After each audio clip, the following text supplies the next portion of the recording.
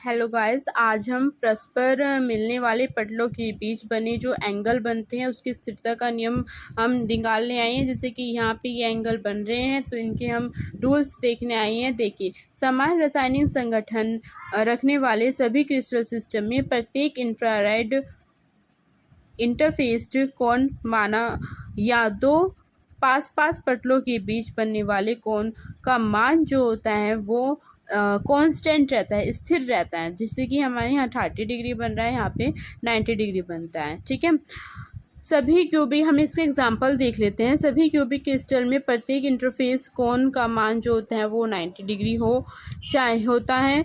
चाहे crystal system छोटा हो या बड़ा हो, कैसा भी हो, उसमें उसका जो इंटरफेस आपका एंगल बनेगा वो आपका 90 डिग्री होता है। ठीक है, अब हम इसका एक लॉ देख लेते हैं, लॉ ऑफ रोटेशन इंडिसेस का। ठीक है, इसके अकॉर्डिंग देख रहे हैं। इसके अकॉर्डिंग किसी क्रिस्टल सिस्टम की N1 N2, ये देखिए हमने एक डायग्राम के थ्रू भी हम कर सकते हैं। इसकी अपीयरेंस है यहाँ पे ONML, ये एक हमने ट्राइंगल शेप में बनाया गया है वैसे, और इसको ही हमने बढ़ाकर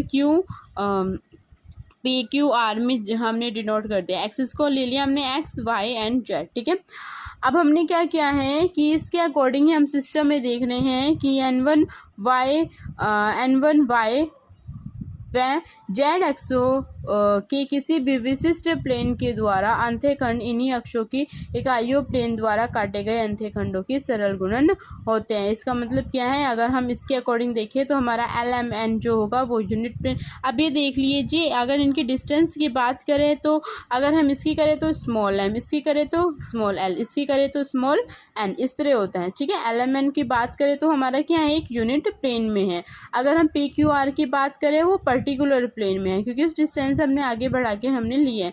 जबकि OP OQ OR जो है विशिष्ट प्लेन द्वारा X Y व Z एक्सिस में काटे गए अंतःखंड हैं। यानी कि ये जो हमारे ये जो हैं ये अंतःखंड काटे हैं हम X Y Z पे। ठीक है, अब हमने, जबकि हम OL की हमें मेन बात करनी है LMNO से। ठीक है, OL OM ON ये क्या है, हमारे यूनिट प्लेन द्वारा अक्षों पर काटे गए यानी कि ये यूनिट है।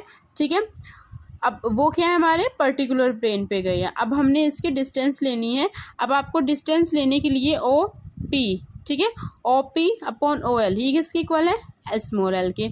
ऐसे OQ अपॉन OM ये किसके इक्वल है, स्मॉल m के।